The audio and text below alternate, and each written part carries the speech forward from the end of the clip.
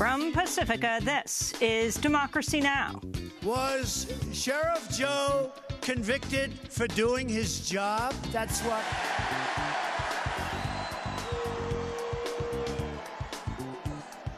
He should have had a jury, but you know what?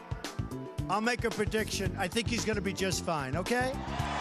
In a campaign-style rally in Phoenix, Arizona, President Trump hints he'll soon pardon Sheriff Joe Arpaio, who was convicted in a racial profiling case. While thousands protested outside, Trump railed against his critics and the corporate media while defending his response to the deadly white supremacist rally in Charlottesville.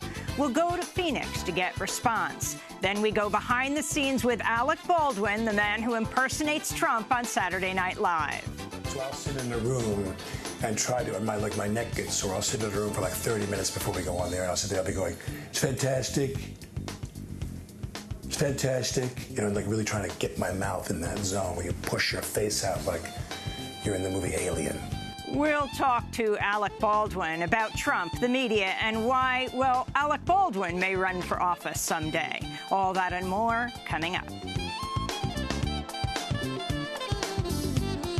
Welcome to Democracy Now!, democracynow.org, The War and Peace Report. I'm Amy Goodman. In Phoenix, Arizona, thousands of people poured into the streets outside the Phoenix Convention Center on Tuesday night to protest President Trump's campaign rally. During his speech, Trump defended his response to the deadly white supremacist rally in Charlottesville, Virginia. He also spent at least 20 minutes attacking the corporate media and its coverage of his response to last weekend's events in Charlottesville. Trump read from a printout of remarks he made on 3 separate occasions, yet omitted that he blamed both sides for the violence. Trump did not pardon notorious Arizona Sheriff Joe Arpaio Tuesday, as many had expected. But during his speech, he did speak highly of the sheriff, who's been convicted of contempt of court for defying a court order to stop his deputies from racial profiling. By the way, I'm just curious. Do the people in this room like Sheriff Joe? So, was Sheriff Joe convicted for doing his job? That's what...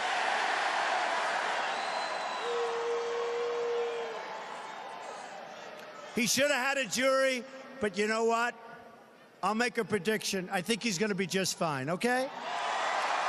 But I won't do it tonight because I don't want to cause any controversy. Is that okay? All right?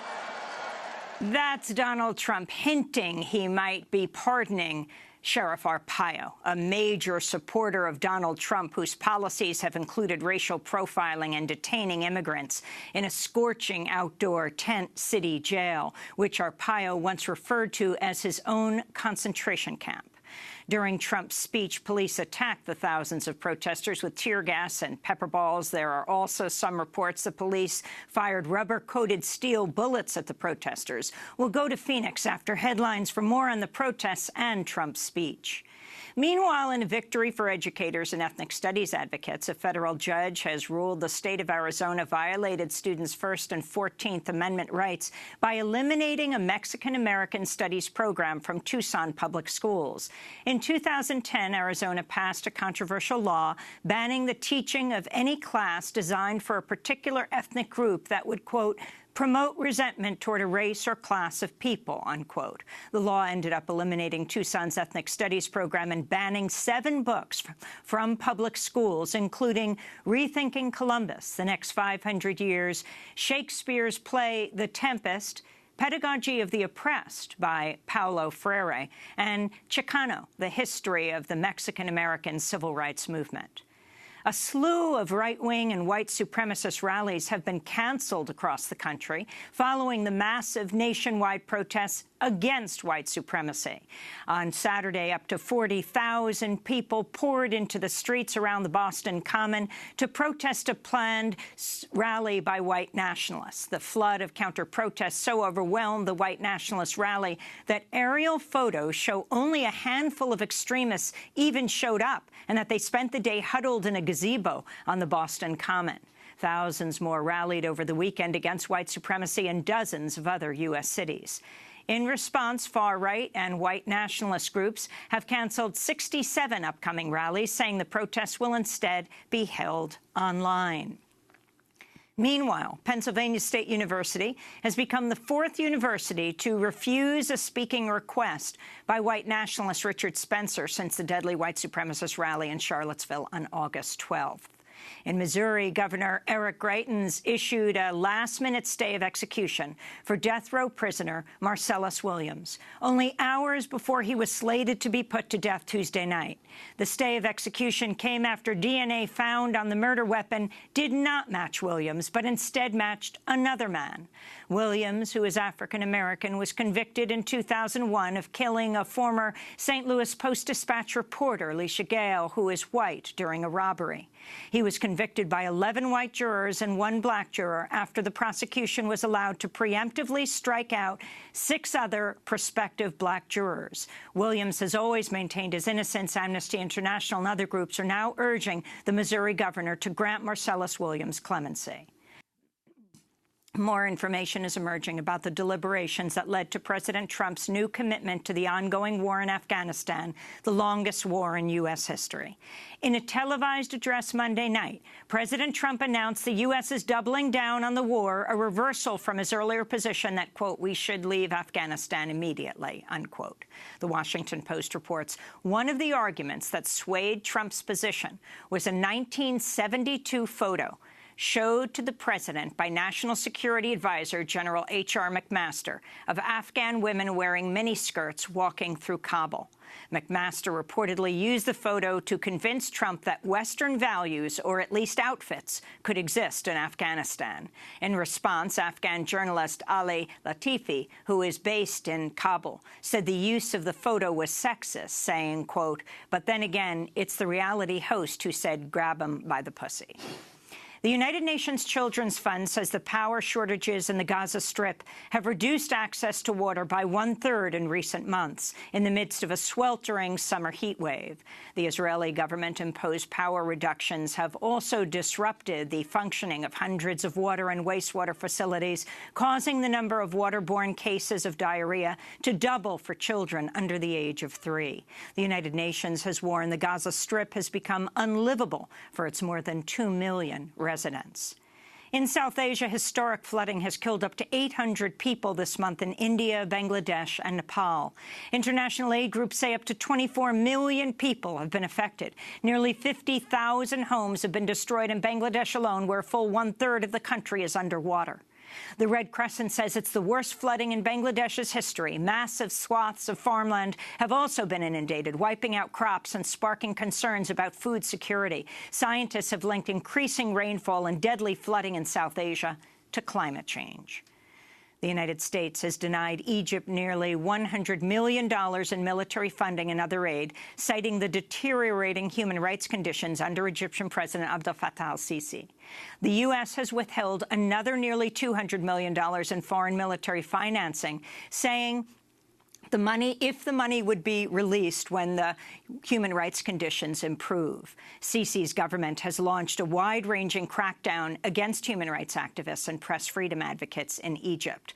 The cuts to military funding come as President Trump's son-in-law and senior advisor Jared Kushner is slated to visit Egypt Friday as part of Kushner's upcoming Middle East trip.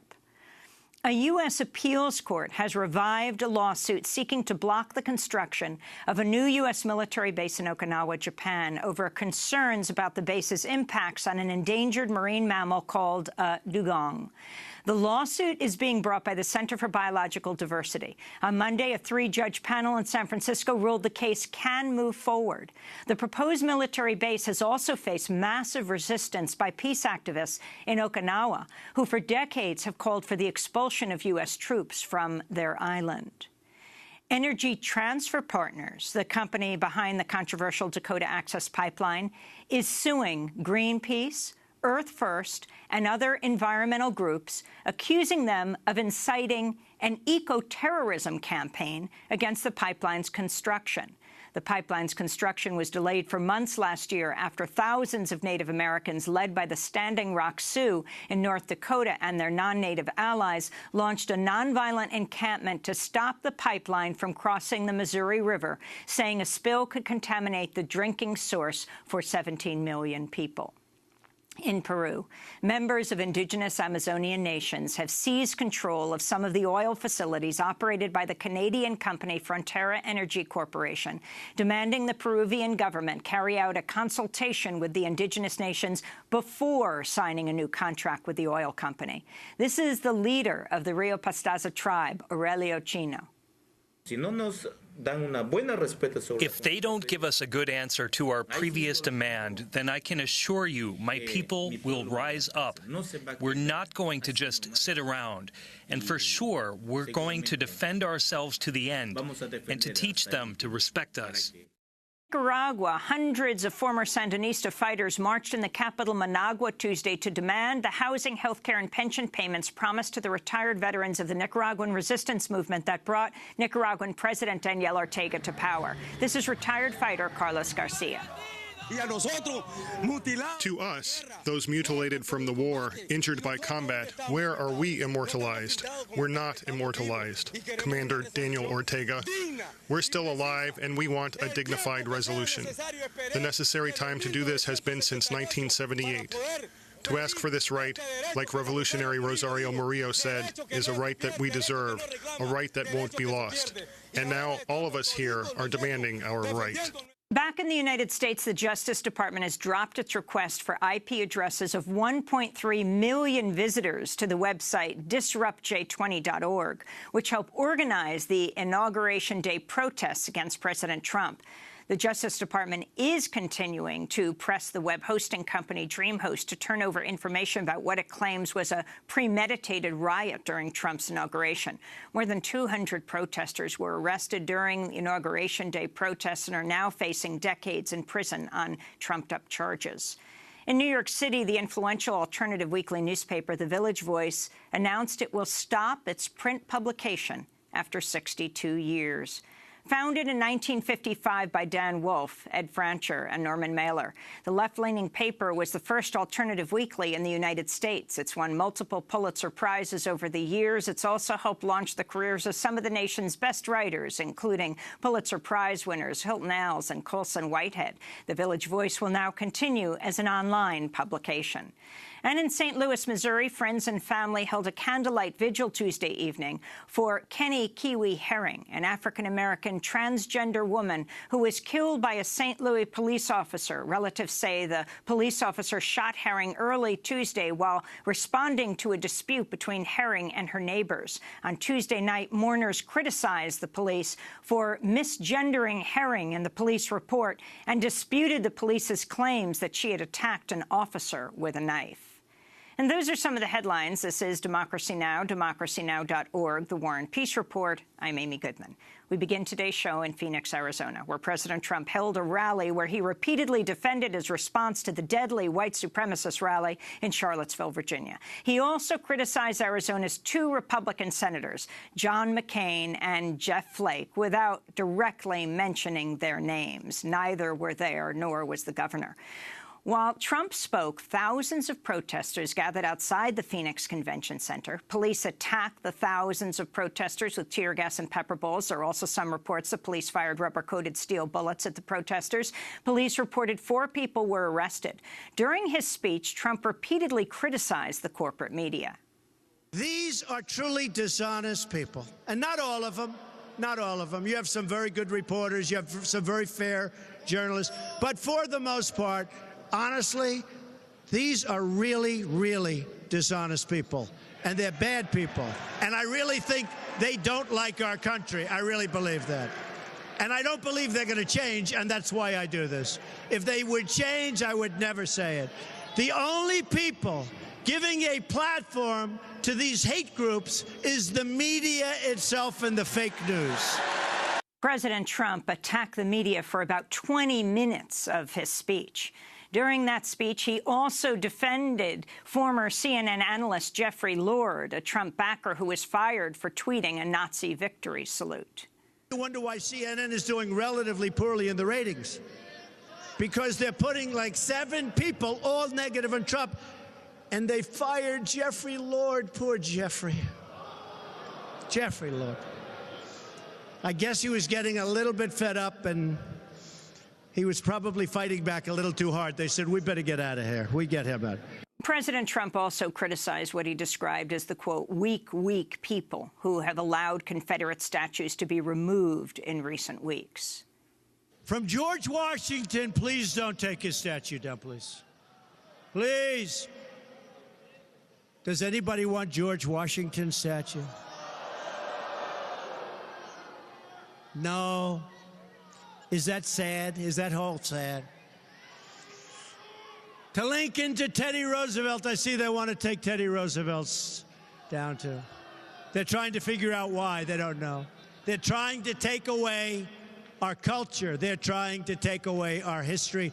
While thousands of protesters rallied outside the Phoenix Convention Center, Trump openly dismissed his critics. All week they're talking about the massive crowds that are going to be outside. Where are they? Well, it's hot out. It is hot. I think it's too warm. You know, they show up in the helmets and the black masks, and they've got clubs and they've got everything. Antifa!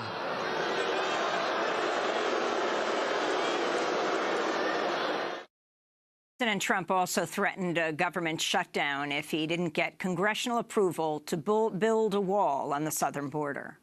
We are cracking down on the sanctuary cities that shield criminal aliens, finally.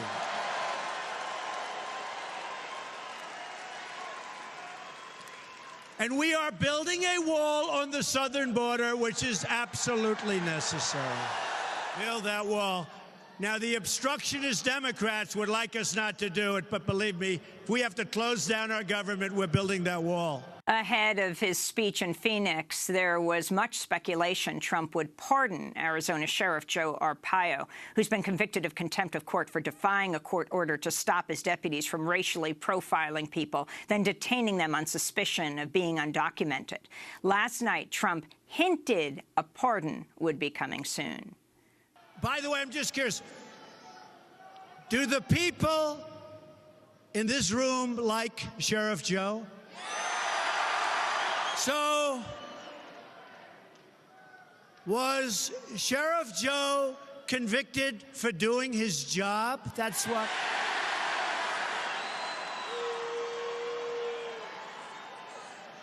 He should have had a jury, but you know what?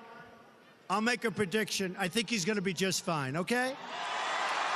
But I won't do it tonight because I don't want to cause any controversy. Is that okay? All right? But Sheriff Joe can feel good. We're joined now by Francisca Porchas, organizing director to Puente, Arizona, a grassroots human rights movement for migrant justice. Her group helped organize the main protest against Trump's visit to Phoenix Tuesday night. She's joining us from Phoenix. Francisca, welcome to Democracy Now! You heard President Trump say there are very few people outside, that he had spoken to the authorities. How many people were outside, and what was your message outside and your response to President Trump's speech inside? He's lying. There were about 3,000 to 4,000 people, and hard to tell, but at least that many. And it was a really big crowd, lots of people, different races, different multi-generational, multicultural. And in general, I think he's just goes on saying lies. There was a big crowd. There was a big crowd inside as well. We protested starting at 4 p.m. All the way until the cops got pretty aggressive with people in the streets, tear gassing them, shooting them with rubber bullets without any provocation. Talk about President Trump's address inside.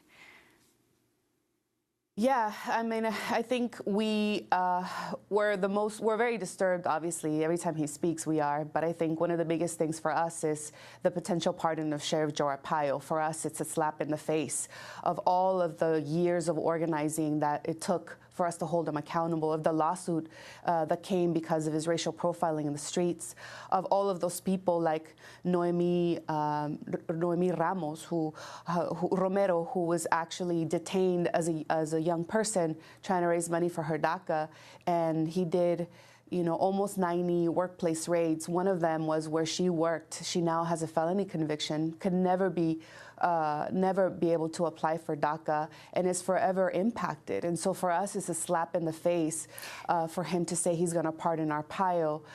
Who should be pardoned are the people who he criminalized, the people who are now not ever going to be able to come out of the shadows, as you may say, or have a real chance at living a normal life. That's who truly should be pardoned. For us, him saying he's going to pardon Arpaio is a very dangerous thing. We're in the middle of police. I mean, we saw them last night, very aggressive. This is the most violent I've ever seen the Phoenix Police Department be, and they are a very violent department.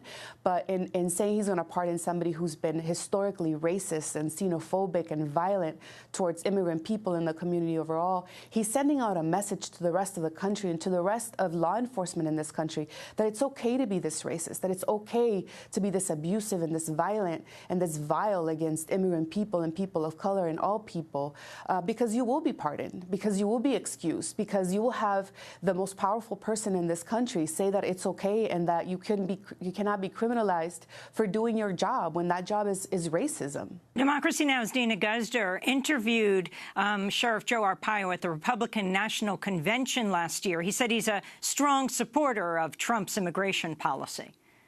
I support the majority of his policy. We'll have to do something about the border. Most of the illegals and drug traffic comes from Mexico.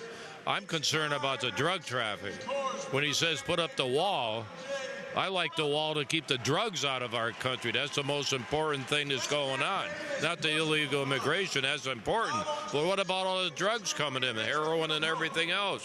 Because it's a violation of the law to come into this country illegally.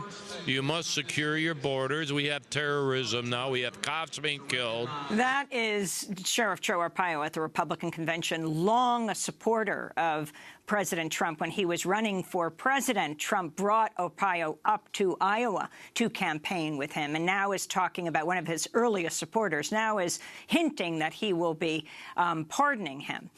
Francisca, for people who don't know who Sheriff Arpaio is, talk about why he is such a target of deep concern, fear, and animosity in the Latino community in Arizona. Yeah, he was in power for about 25 years. He was the first lawman of the first law agency here in the United States to sign a federal agreement with the U.S. To collaborate with immigrant customs enforcement. So he was very excited, deputized his sheriffs to go out and terrorize people. He would surround a 6-block radius in communities of color, poor people communities, Latino communities, and literally with his civil posse, right, a bunch of racist volunteers of Sheriff Joe Arpaio would start rounding people up if they had no identification on them, putting in their paddy wagon. And he became both the ICE officer, the immigration judge, and the deporting officer, because sheriffs were giving people 20-year penalties and bans from coming back into the country. And so in 2011, there was a lawsuit by the ACLU that said you are engaging in racial profiling. He terrorized, he did almost 90 workplace raids where he picked up 700 people, and he claims that he's deported 80,000 immigrant people. So he's been terrorizing. He had been terrorizing the immigrant community for 10 years. He had been persecuting them. He had targeted them. He had blatantly, intentionally been racist against an entire community here. And so when this lawsuit came about, a judge decided that it had to stop, that no more people driving while looking brown and looking immigrant could be stopped by him and asked for papers. And he violated this court order and has been found guilty of a criminal contempt. But this is, to us, it's a symbol of racism. It's a symbol of anti-immigration. It's a symbol of domestic terrorism. That's what Joe Arpaio is to us. And we were able to take him out of power at a very weak point last November. We can't imagine what an Arpaio reign would have been like under Donald Trump.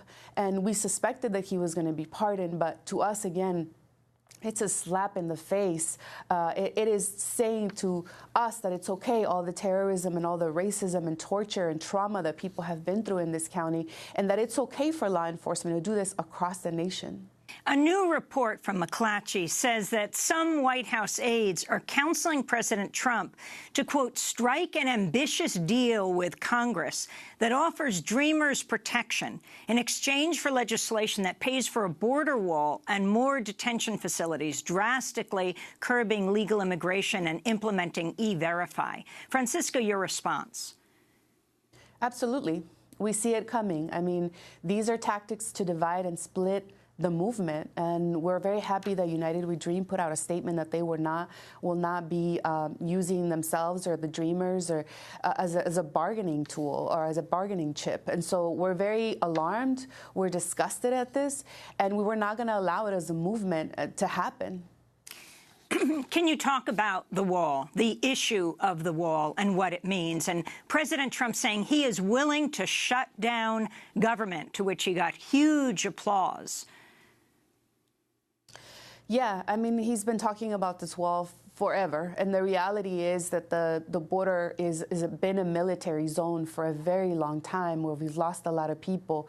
And again, it's just a way to heightens people's racism and scapegoating and making it sound like there truly is a war. The reality is that re-entry into this country is at an all-time low, and what's happening is that deportations at a domestic level are 40% up and 70% up in detainers, meaning that people are not being let out once they're caught up in ICE. But people who are living here in this country are the ones that are being persecuted and the ones that are being detained and put in a deportation process. And really, the border isn't, I mean, it's 40%.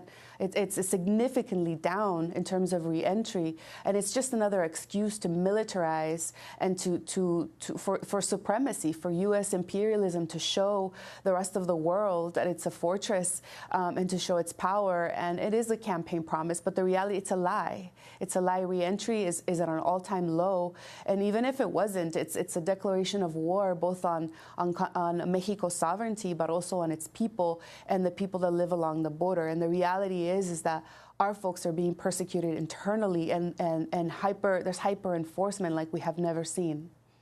Before we go, Francisco, I wanted to ask you about this latest news. A federal judge ruling the state of Arizona violated students' First and 14th Amendment rights by eliminating a Mexican-American studies program from the Tucson public schools that ended up banning books from public schools like Rethinking Columbus, Shakespeare's play The Tempest, Pedagogy of the Oppressed, and other books. The significance of this ruling. Yeah, it's a victory. It's a really great news in the midst of a lot of terrible rhetoric and racist rhetoric and police violence in the streets of Phoenix. So we're just really happy that our young people are going to get to know a little part of their history, and in the midst of white supremacists in this country and the President of the United States celebrating Confederate monuments and, quote unquote, its racist heritage, we're very happy that our own people, our own students are going to get to learn about their own heritage and culture. I want to thank you very much, Francisco, for joining us. Francisco Porchas, organizing director at Puente, Arizona, a grassroots human rights movement for migrant justice. Her group helped organize the main protest against Trump's visit to Phoenix on Tuesday night. This is Democracy Now! When we come back, yes, he is coming back to SNL, to Saturday Night Live as Donald Trump. We'll be talking to Alec Baldwin. Stay with us.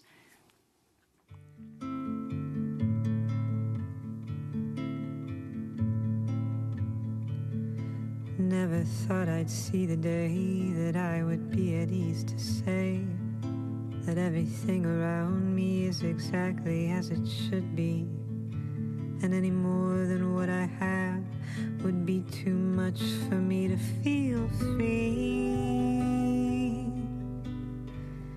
I feel so free,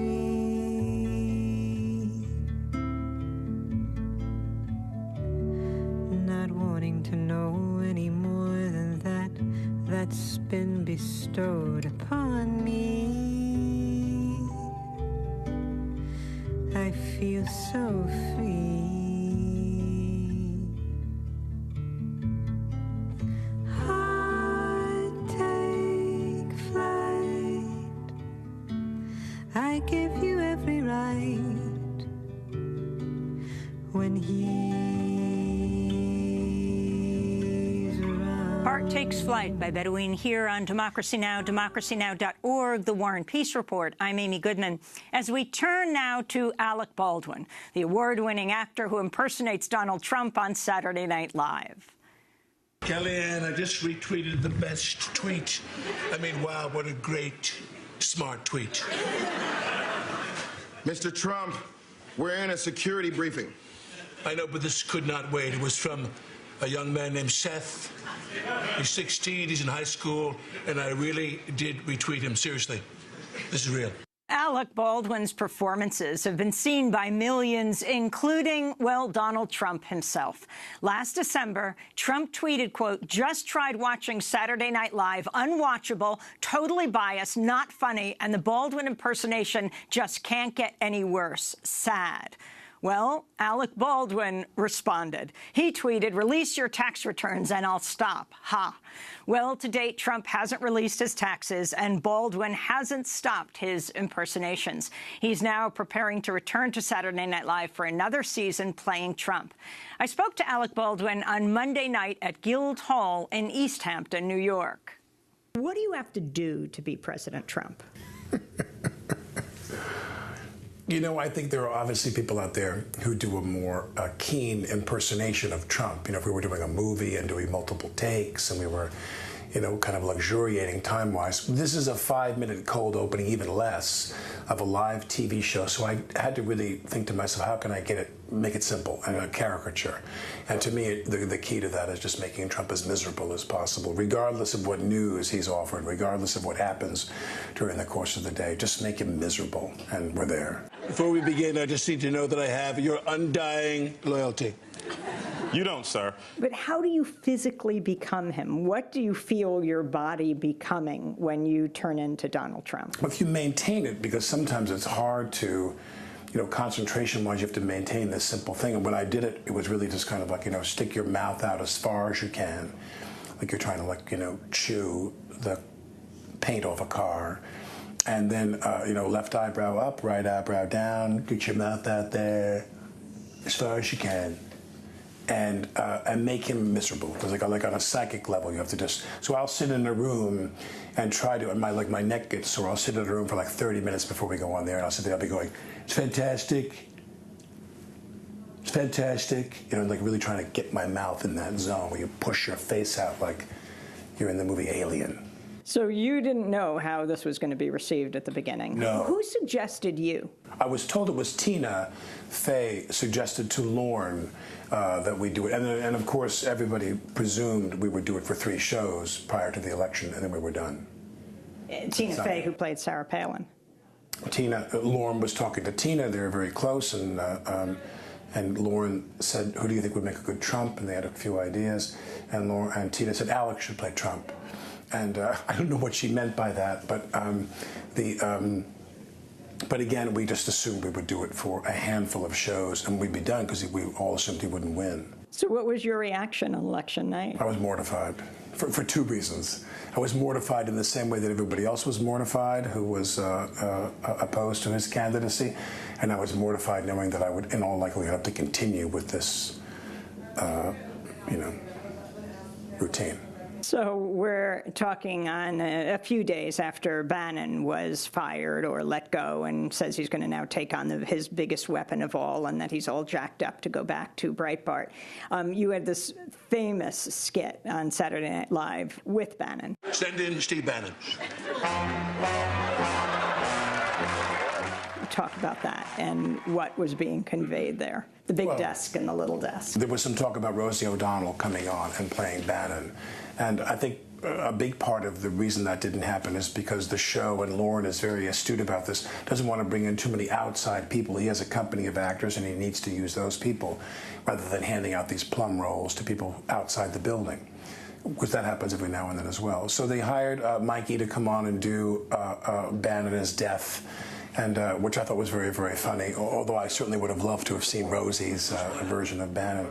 But Bannon is emblematic of what Trump felt he needed. I always felt that once Trump won in November, and until they took power in late January, I had this image of Bannon in some kind of leather-upholstered card-playing room in his house.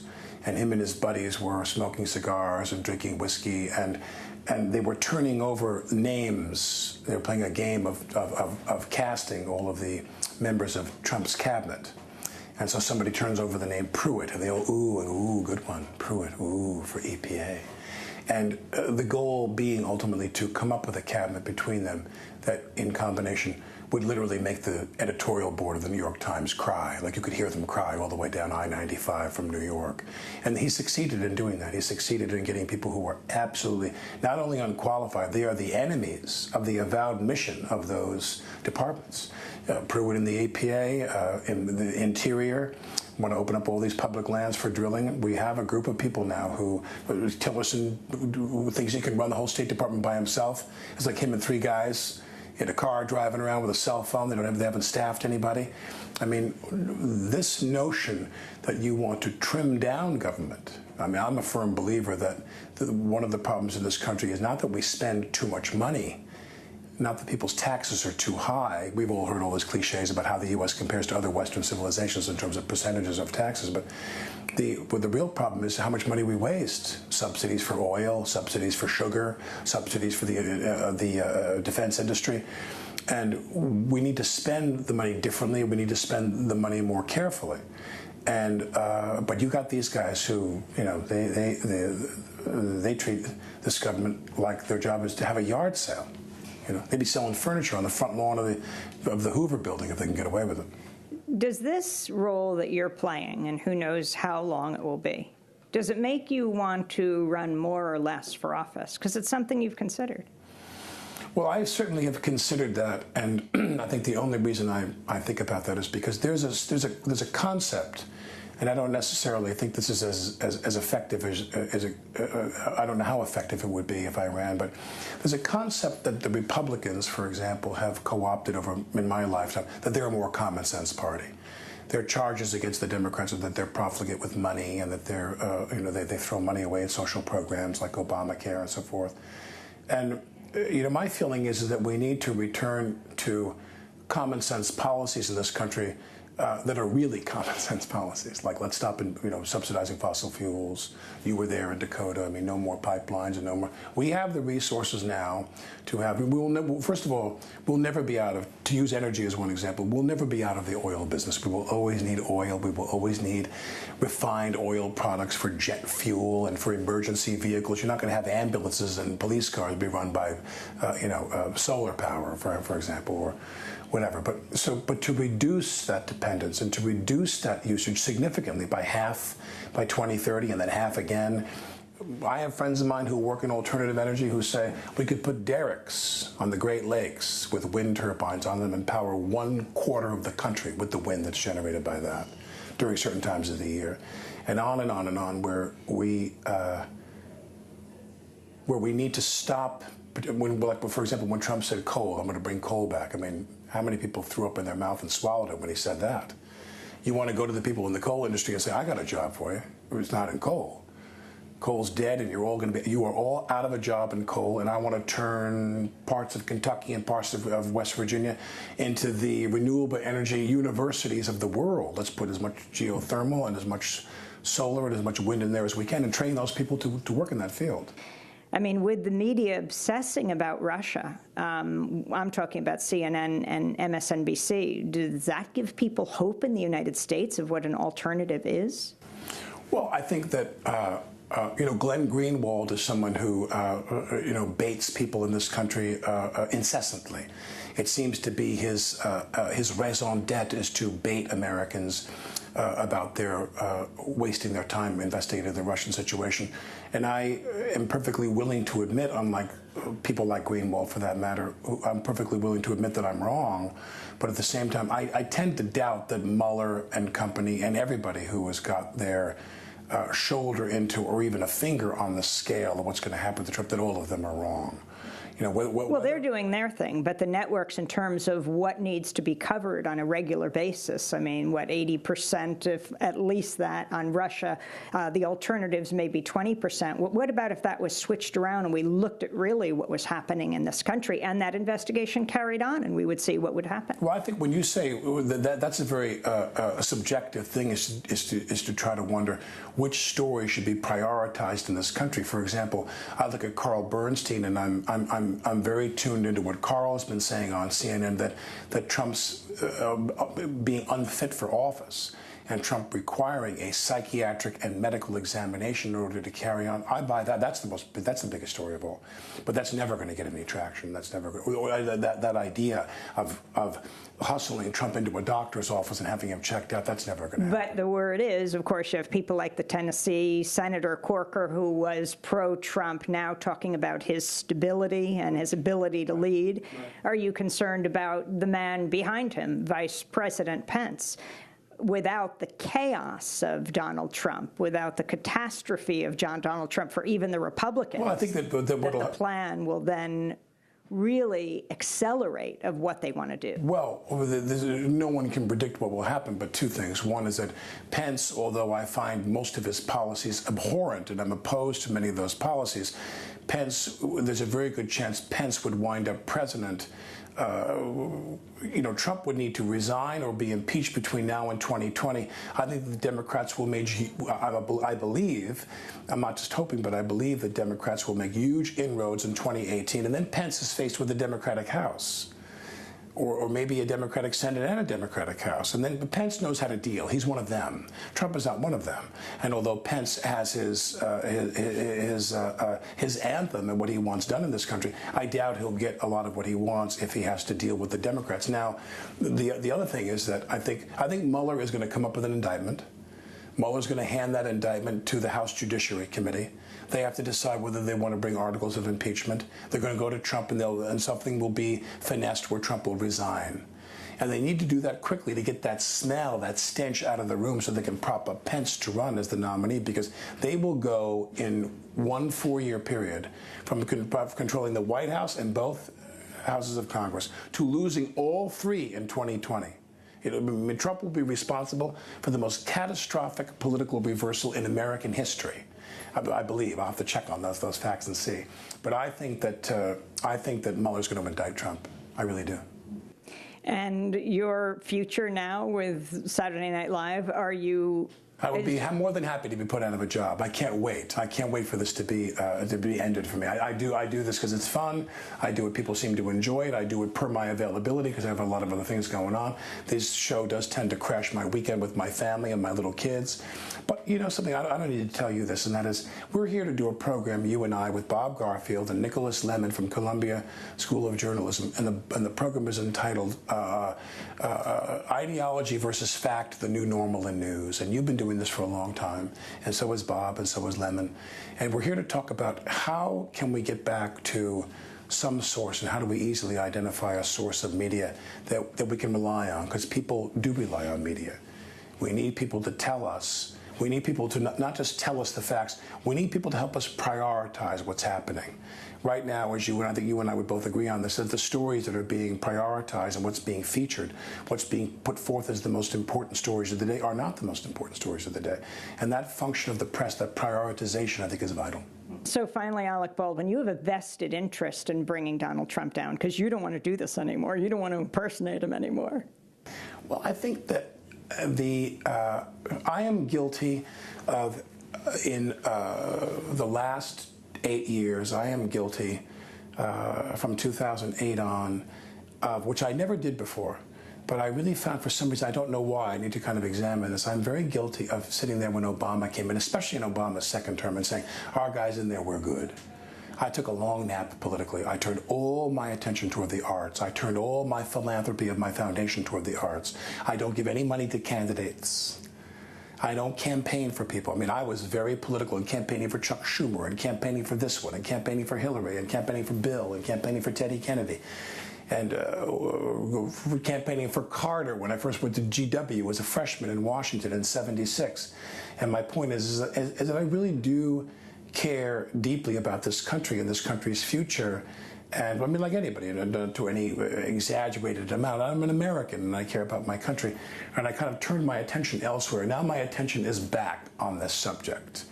And without boring you with the details of that, there's a lot of things I'm getting involved with and a handful of groups I'm getting involved with to get much more political than I've been in the last 8 years. Do you think Trump will make it to the end of his term? I don't. That's Alec Baldwin. He won an Emmy for his acting in 30 Rock. Yes, Alec Baldwin, the man who impersonates Donald Trump on Saturday Night Live, which is returning in September. I spoke to him Monday night at Guildhall in East Hampton, New York.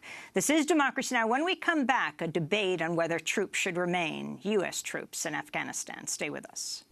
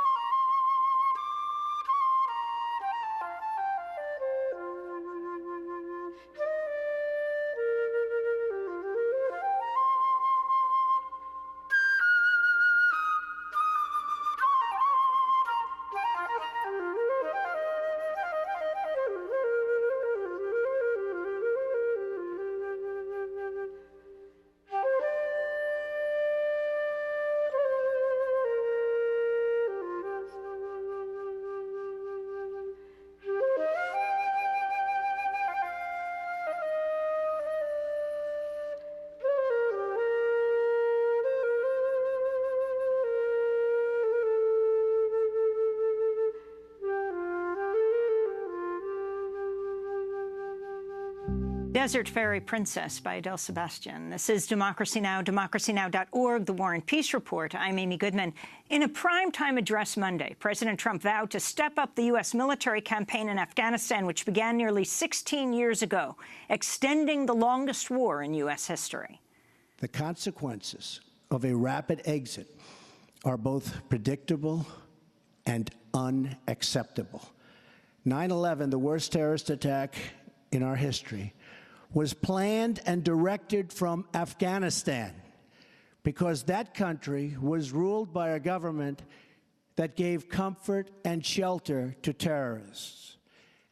A hasty withdrawal would create a vacuum that terrorists, including ISIS and al-Qaeda, would instantly fill, just as happened before September 11th. Earlier this month, the New York Times reported President Trump may have found a reason to prolong the nearly 16-year war, Afghanistan's untapped mineral deposits, which could be worth nearly $1 trillion. The Times goes on to say, quote, Steven Feinberg, a billionaire financier who's informally advising Mr. Trump on Afghanistan, is also looking into ways to exploit the country's minerals, according to a person who's briefed him. Mr. Feinberg owns a large military contracting firm, DynCorp International, which could play a role in guarding mines remains a major concern, given that some of Afghanistan's richest deposits are in areas controlled by the Taliban. Well, the New York Times reports Trump discussed Afghanistan's vast deposits of metals and rare earth metals with Afghan President Ashraf Ghani and is reportedly considering sending an envoy to Afghanistan to meet with mining officials. Shortly after the Times piece came out, I spoke with Kathy Kelly, twice nominated for the Nobel Peace Prize. She's co-coordinator of Voices for Creative Nonviolence, a campaign to end U.S. military and economic warfare, and Jody Vittori, senior policy advisor for Global Witness on Afghanistan policy. Jody spent 20 years in the U.S. military, where she served in several countries, including Afghanistan, has received numerous military awards, including 2 Bronze Stars. I started by asking Jody Vittori whether she thinks U.S. troops should leave Afghanistan. At this time, I don't think that's probably a good idea. Global Witness does not take a position on U.S. troops, I should note, nor would it ever take a position on U.S. troops. But one of the issues that everyone does face is that pretty much everyone acknowledges that if the United States pulls out, the Ghani administration will fall. And if you play kind of the mental mind game of what does that look like when his administration is gone, and you run through the different alternatives of what comes next, all of them are pretty frightening, whether it be the Taliban who would take over, which is not a high likelihood, but they did manage to do it before, and that was obviously a terrible possibility we would like not to see happen again, or whether it's some sort of strongman warlord who has been heavily invested in the corruption and conflict already in the country. Any of these major warlords would be someone who's pushed the country into this situation already, taking over, or whether the country just divides up into a whole bunch of warring fiefdoms, each supported by their various international power, whether that be Russia, Pakistan, Iran, China, or whatever. All of those are deeply troubling. So it's one of those situations where there's really not a good way forward. There's just some really there are some really worse ways to go forward.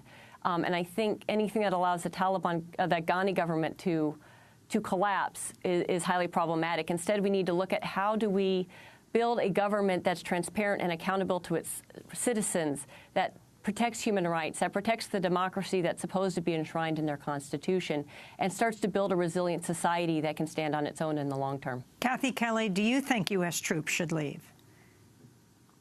Yes, I do. I think that in many ways the governance of Afghanistan has already collapsed. The government of Afghanistan isn't able to provide for people protection. They're not able to provide jobs. They're not able to provide environmental security. The groundwater in Kabul right now is said to be at risk of high contamination. The United States is one among many warlords right now. It's certainly the heaviest armed and the warlord with the most access to funding, but it's not the case that the United States has been shoring up some kind of governance that's been advantageous to people in Afghanistan. If it were, I think the United States wouldn't be so interested in mineral wealth as interested in restoring the agricultural infrastructure of Afghanistan. It's a country that needs to be able to feed its people, not be sending them down into the dungeons of mines to work as serfs. And to restore that agricultural infrastructure would require reseeding the orchards, cleaning out the irrigation systems, replenishing the flocks. And those are things that could be done. It would require weaning people off of the opium trade. But the Taliban showed that that was possible when they first came into power after 2001. So I believe that the United States could try to seek the assistance of somebody like Alfred McCoy, who has done great research with a large team of people at the University of Wisconsin in the past regarding other situations where the United States collaborated with drug runners and warlords. And he has also already done considerable investigation in Afghanistan. They know how, they've got the skills and the abilities to help people in Afghanistan change their infrastructure so that it emphasizes agriculture and production of food and creation of clean water systems. Jody, I wanted to read from a recent Guardian piece. The number of civilian deaths in the Afghan war has reached a record high, continuing an almost unbroken trend of nearly a decade of rising casualties. The number of deaths of women and children grew especially fast, primarily due to the Taliban's use of homemade bombs, which caused 40% of civilian casualties in the first 6 months of 2017, according to UN figures released on Monday. And during the month of June, the U.S. carried out 389 airstrikes, the highest monthly total in 5 years. 2 weeks ago, the UN said the number of civilian deaths in the Afghan war has reached a record high. What about this? Can this possibly increase security for the people of Afghanistan, or any sense that the U.S. is there to help the civilian population? Well, I think, and again, Global Witness doesn't take a position itself on U.S. troops in Afghanistan or not. But I think this sort of discussion we're having today about minerals and so forth really points to the fact that the United States has not put the emphasis on governance since really it came into Afghanistan itself. It's always taken a strategy called security first, which is this idea that we'll get enough security and then we'll deal with governance later. But of course, as we know in these situations, it's the lack of security, it's the role of warlords and corrupt officials and money laundering and the opiate in the country and other criminal activity that is fostering that very insecurity. If you're running merely a strategy-first program, you're never going to get to a place where you get to governance. You've got to really run governance and security at the same time. And this is where the United States has really lacked. I would really like to see this current administration, if it's really serious about what to do with Afghanistan, really get together a diverse group of experts on Afghanistan, the Afghan citizens themselves, the Afghan government together, to really talk about how do we do a governance program in parallel with the security program and what needs to improve on security as well at the same time. I don't think we've really had that discussion yet of how do we do both at the same time. We've treated governance as kind of an afterthought and something we throw a little bit of money and some programs at. But really making that the focus, not only governance as capacity building, which is in itself important, but also governance as far as how do we incentivize those reformers within the government and how do we marginalize or disincentivize those who have a strong incentive to continue the war, to continue the corruption, who right now have very, very powerful places both within and outside of the government. We really haven't had that discussion yet. Kathy Kelly, I want to give you the last word as you sit in Minneapolis at this peace conference, what people there are saying as a path to move forward, and where you feel the peace movement is today in the United States. There's a lot said about the Trump administration and where it's going, but what about this movement of resistance? How strong do you feel it is? Well, I think we have something to learn from what's happening in the United Kingdom right now, where Jeremy Corbyn is starting to galvanize people in his long history as a clear anti-war activist and somebody who challenged the military, has surprised people in the United Kingdom, but gained a great deal of support. I hope that people who have said, oh, well, you can't bring anti-war discussions into campaigning efforts or into the movements to try to work on our environment or to improve the terrible disparities in terms of economic inequities in our country. I think that these discussions should be coming together. Something like what Jody has just suggested should be happening with regard to people who are focused on Afghanistan.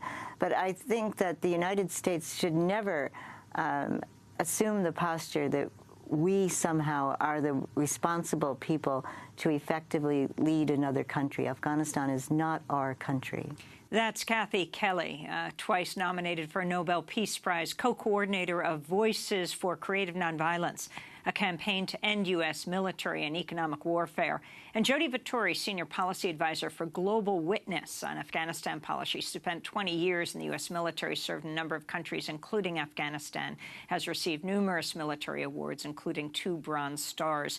To see part 1 of our conversation, actually our whole extended conversation with these 2 women, you can go to DemocracyNow.org.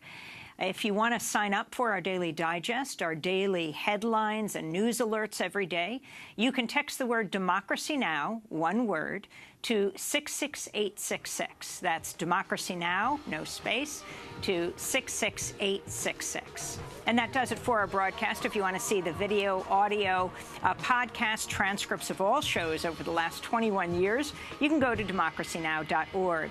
Today, a very happy birthday to our general manager, Julie Crosby. It's a big one, Julie. All the best. Democracy Now! Is produced by Mike Burke, Dina Guzder, Nermeen Sheikh, Carla Wills, Laura Gottesdiener, Sam Alcoff, John Hamilton, Robbie Karen, Hani Massoud, Sharina Nadura, Amel Ahmed, and Nat Needham. Mike DeFilippo, Miguel Noguera, and Paul Huckabee are our engineers. Special thanks to Becca Staley, Julie Crosby, Hugh Grant, David Prude, Ariel Boone, Vesta Godars. Our camera crew, John Randolph, Karen Meadows, Anna Osbeck, Matt Ely. I'm Amy Goodman. Thanks so much for joining us.